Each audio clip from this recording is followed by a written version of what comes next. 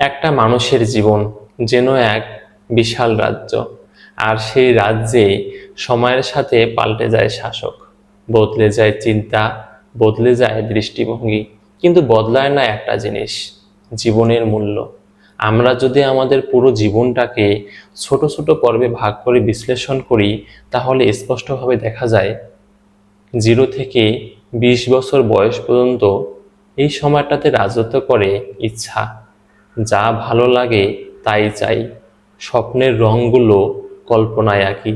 জীবন যেন এক খোলা মাঠ, দৌড়াতে ইচ্ছা করে যত দূর পারি। এরপর 21 থেকে 30 বছর বয়স পর্যন্ত এখানে সিংহাসনে বসে বুদ্ধি। কোন পথে হাঁটবো, কি হব, এই প্রশ্নের উত্তর খুঁজতে খুঁজতে নিজেকে গড়ার যুদ্ধ শুরু হয়।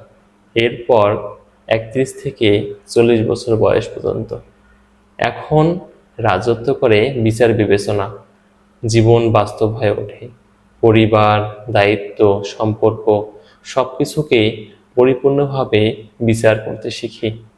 এরপর 41 থেকে 50 বছর বয়স পর্যন্ত এই সময়টাতে মানুষ খোঁজে স্থিরতা, চায় একটু নিরাপত্তা, চায় সন্তানদের ভবিষ্যৎ গড়া। জীবনের মানে খুঁজে ফেরে প্রতিদিনের ছোট ছোট মুহূর্তে। এরপর 51 থেকে 60 বছর বয়স পর্যন্ত এবার রাজত্ব করে অভিজ্ঞতা। পিছন ফিরে দেখে কত ভুল, কত সাফল্য, কত না বলা কথা। মানুষ বুঝে জীবন শুধু গন্তব্য নয়, পথটাও ছিল অনেক গুরুত্বপূর্ণ।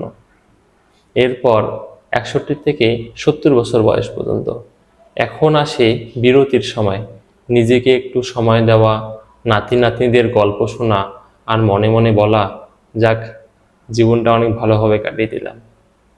তারপর আসে 71 থেকে বাকি জীবন পর্যন্ত। এটা হচ্ছে ধন্যবাদ জানানোর সময়। জীবনকে ধন্যবাদ, আপনজনদের ধন্যবাদ, আর শেষমেশ নিজেকেই ধন্যবাদ। কারণ এতটা পথ পাড়ি দিয়ে এসেছি সাহস নিয়ে। আর যখন আসে শেষ নিঃশ্বাস, তখন মনে হয় জীবনটা ছোট ছিল, কিন্তু গল্পটা বিশাল। সবটা বুঝি না, সবটা পাই না, তবুও জীবন সুন্দর, যদি প্রতিটা বয়সের রাজাকে বুঝে চলতে পারি। তো বন্ধুরা, জীবন একটাই, তোমার রাজ্যে কাকে রাজা বানাবে সেই সিদ্ধান্ত একমাত্র তোমার।